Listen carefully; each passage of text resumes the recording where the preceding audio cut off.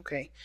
So the underlying energy, not what I'm feeling. I'm not feeling that. I don't like that. So the Nine of Swords is your underlying energy, family.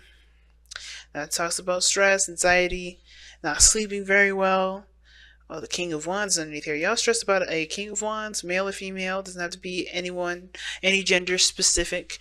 But that does tell me that y'all are stressed out about a particular individual, or maybe someone's sad about a fire sign, Aries or Sagittarius. For some of you guys are really stressed out about perhaps yourselves, about who you are, about who you've become, the actions that you take, what you're doing as far as your life goes, living life to the fullest in your eyes. Because this is talking about looking at the patterns in your relationships, and I feel like there's something here that may have to do with your confidence level, or maybe having to do with, taking a step in the direction that's truly 100% you, or maybe this has to do with having more fun and enjoying your life a lot more. Because if this is your side here, which is typically how I read my client readings on my soulmate investigation option on my Instant Go page, then this tells me you're fucking bored, guys. You're bored out of your gosh darn minds. Your mind is like bleh, pretty much like I'm not interested in this, I'm not interested in that, everything's the same, I don't care. So when I see this card here, it's like, yeah, either y'all are just tired of living a very mundane life, which kind of can make sense, right? You tired of living this mundane life, but I also kind of get this vibe from you guys that you are also not interested in kind of, you're unsure about how things will be if you did break that mundane life. The other person's kind of doing the same sort of lingo here. Like they're very focused on doing the usual tasks, handling things. It's the way they're supposed to handle it.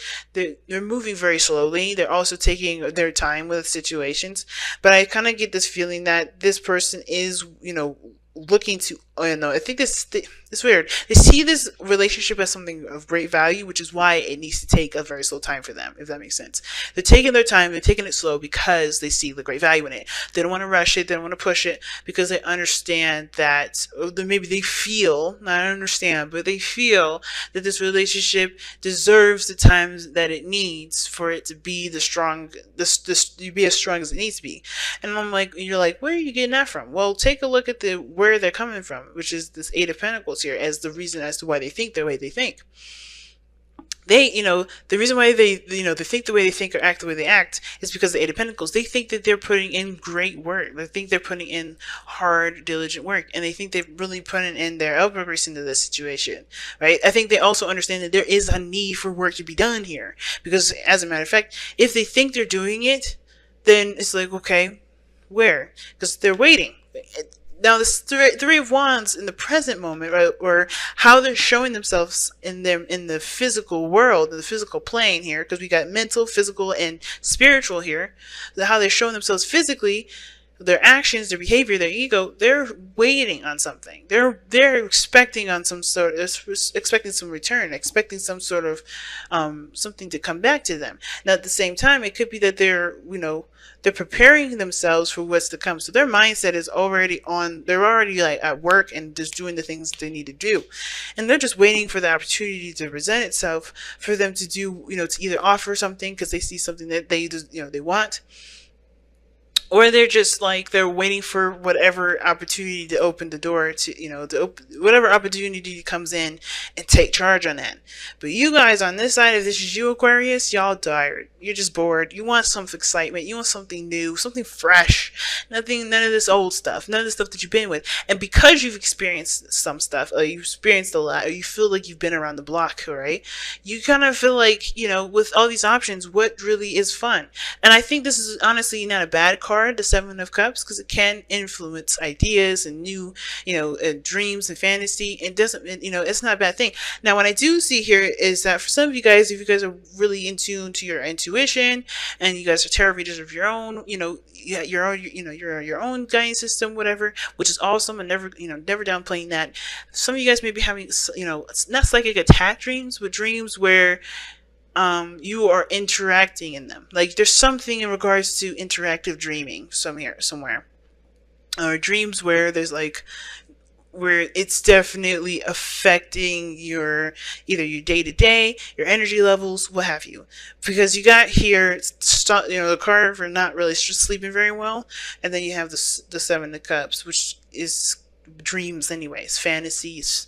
It's not reality, but you're trying to find what's real through the unrealistic. You know what I mean? Through the glitz and glamour. It's like all that glitters card in this deck, but it's you're just kind of like trying to find what's the hidden meaning behind behind each of these cups, and if that hidden meaning behind that cup is truly what you want to pursue. So you guys are trying to figure out what makes you happy. Some of you guys are still in the process of kind of, figuring out, going through Fantasyland, trying to entertain an imaginative portion of your life, trying to at least generate some imagination to come up with, conjure. And it's hard to do when you've already experienced half of the stuff you experienced. So you're doing all this based on relying on what you know. And I feel like what you have to do right now, guys, is truly go on faith, go on a different direction, go on a different journey, go on an adventure in an area in which you don't know. Touch on territory that you didn't think of. And it's hard to do, especially when you're like, I only know what I know. I can't know something that I don't. But you do know what you don't. You have everything laid out in front of you of exactly what you've already experienced. What things, after those things, what is there? What else is there? And if you can't truly come up with anything, that could be really hard in itself, right? Then if there's an opportunity that you've never heard before, I think it's important to take an opportunity, or take that opportunity and figure out what it really what the real hidden meaning is behind it before truly accepting it as your truth or as your new adventure. You know what I mean? But I feel like there's a lot of emphasis on what you already know. There's always an emphasis on what you've already experienced. So the reason as to why you think the way you think and presenting yourself the way you present yourself is because of everything you've experienced. It's because of this desire to go on a new adventure, to start anew, to do something differently than the usual. You want to start again, start fresh. It's understandable that you want a new beginning, but how are you going to get this new beginning, right?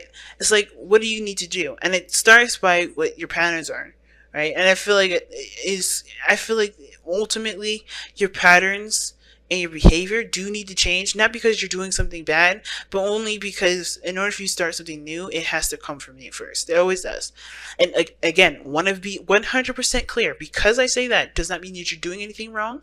Doesn't mean that you're causing yourself grief. Doesn't mean you're causing yourself disappointment. Doesn't mean you're causing yourself depression. None of this is happening. That's not what I'm saying. What I am saying though is that if you want something new, you have to tread in a different direction. You may have to do it by taking a leap of faith. Because ultimately, as much as you probably want to have a bit more background before jumping into something, you kind of have to just take a leap of faith. Because the Fool is coming up in your reading here, and it does indicate taking a leap of faith. Now, let's take a look at what brought you both together, which I find so odd, right? It's the Eight of Wands.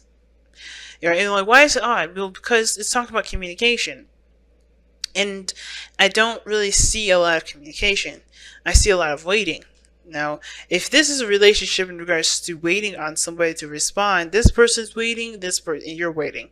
Like, either they sent out a message and you're waiting for this return, or you're trying to figure out what the fuck you want to do with that kind of message, because it could mean anything, and therefore they're waiting and handle their business. And in the meantime, as you're trying to figure out how you're going to respond to this.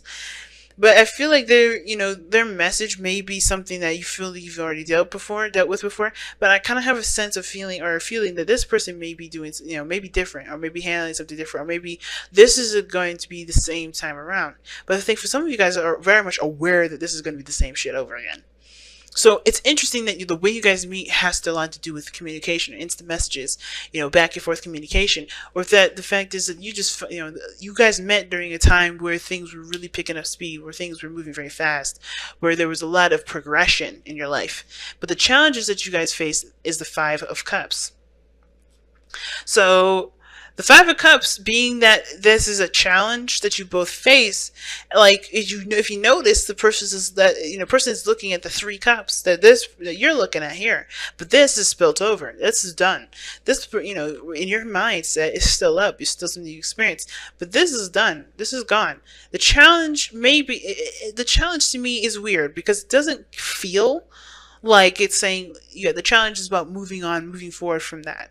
And I don't think it's the case because this is spilled and now it's gone already. And this one, you're still seeing this as like, something you've already experienced. And I feel like, yes, you've experienced loss already, but because you've experienced loss, do you want anything? Like, is there something that you want? Like, you don't know what you want because you don't want to experience loss, but you also do want to want. So you're still trying to figure out what it is that you want. It's in the air. But then you have the Two of Cups. So it's interesting, right? It's really interesting, this message, the challenge that you're facing, because it's not like a traditional Five of Cups message where, oh, you guys gotta just get over it. Get over the old times. Get over the sadness. Get over the pain. Honor your emotions 100%, of course, but what's lost is lost, but only you can do what you can do now with what you have. I kind of get that feeling that's not really the message. Because I feel like you guys are not dwelling over what's lost. You guys are more trying to figure out how you can do new things even after everything you've experienced, even if it was a loss, even everything that you've lost. Not that you don't want to experience that loss again, because I think a lot of you guys don't want to experience that loss again, but even if you did, it's a new adventure. And you're like, how do I do that? Like, you don't know exactly how to go about experiencing something different because you don't want to experience the same BS again, but you do want to have a new adventure. But the Two Cups behind you is almost like saying that there are solutions, but it starts by you shifting your energy, shifting your focus, shifting the energy back to you, shifting energy back to who you are, back to, it's weird. It's like not necessarily back to love, but it's almost like I don't know how else to describe this. It's like it's on the tip of my tongue, but it's almost like shifting the the eyes, your attention from these Three Cups that are spilled over to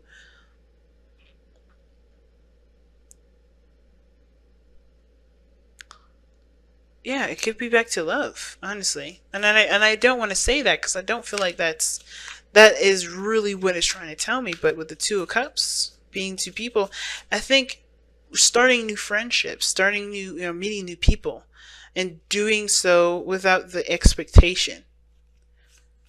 I think that's kind of what there it is.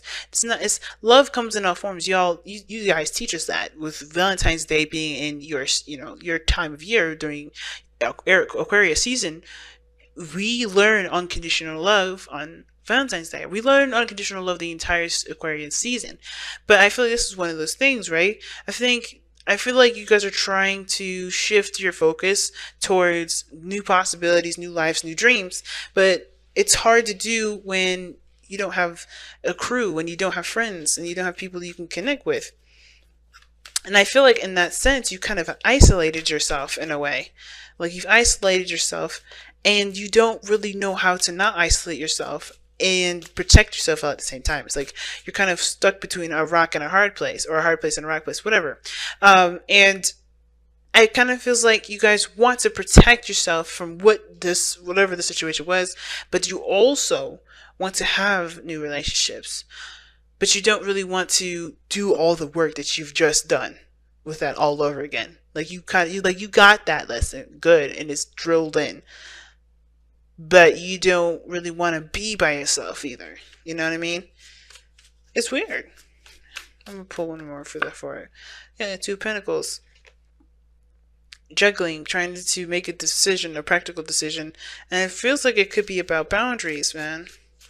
Because the Two of Pentacles is about juggling, is either juggling stuff, making sure there's a balance, but it's like that, ignoring your emotions sort of bit. But I feel like you're trying to figure out what's worth the trouble, not really worth the trouble, but like you're trying to figure out which of these options are more valuable and worth pursuing to you,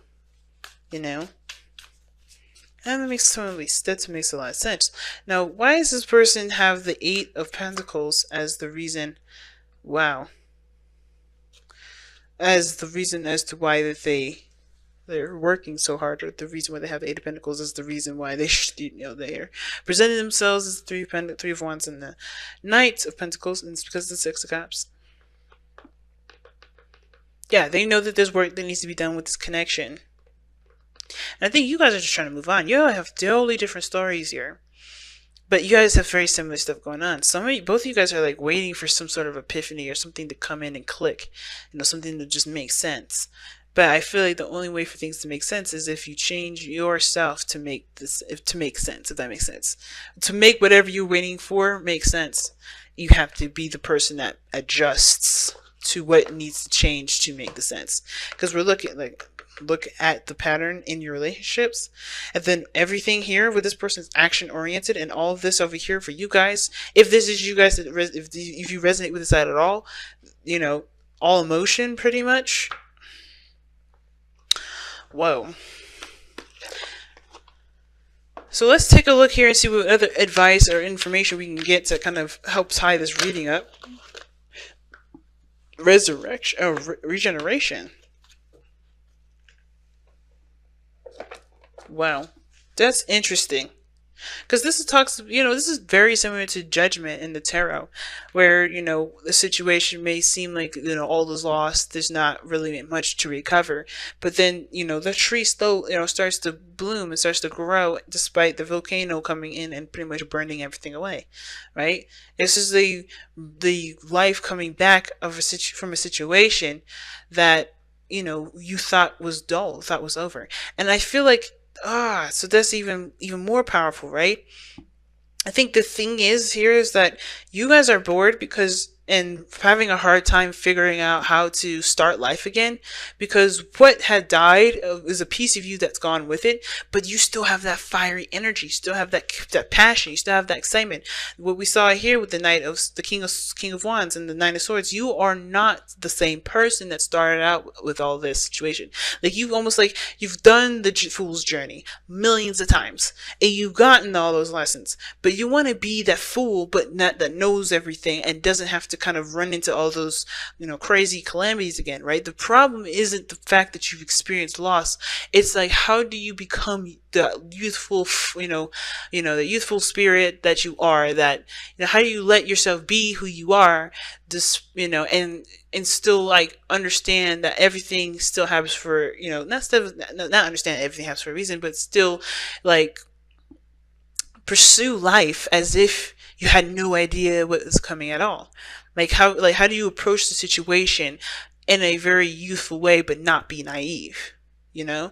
So how can you embrace yourself completely, youthfully and all, and not be, and not make the same mistakes that you've done before, or not go in the direction that you've already experienced? How can you be the fresh and new energy that's experienced, that knows everything, that's done everything? It's a hard one, family. And I feel like it's because, I feel like with regeneration, it's saying that you already are those things. You have this, you already are doing it. If you see yourself as already being that person that's youthful and energetic, that's been around the block, then there's really nothing more you could do other than to act like the fool is. Just go on a new adventure, just start something fresh. Pick a path, pick a journey, pick a dream, and then run with it and see how you like it. You can know the outcome of it, or you can trust that you'll be able, to trust that in the moment of everything that's happening, you'll allow your seasoned self to take care of you as you have your youthful side just exploring and be free and to be your youthful self, right? It's an interesting reading this time. And it's weird because the soulmate energy is very, how it's added into this almost feels alien to it, It almost feels like it's not even a part of this. It's like this whole reading is about one person individually, and the other person has a whole different mindset. But the way they're doing this too is like they're looking to repair something, or they're looking to build on a sort of relationship of the past. This person's issue here would be the original meaning I would have for that Five of Pentacles, Five of Cups rather, that you see here as the regular challenge for you, because this person is trying to relieve or like try to overcome the struggles or the loss of the past to really, to reconnect with the person that they have, that they still feel connected to, which is the Six of Cups. And I don't know what they're waiting on. That's the part that's interesting to me. What is this person waiting on? What is this person expecting?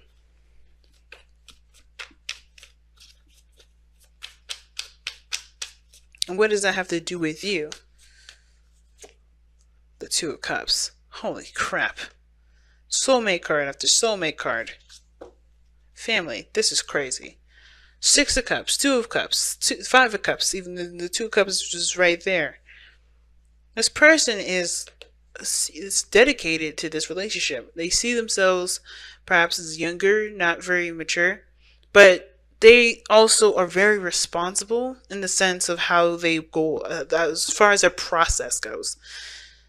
I think they have to allow themselves to be kindred spirits as well. Like nothing super serious, but because I feel like you are like the epitome of what this person is trying to be.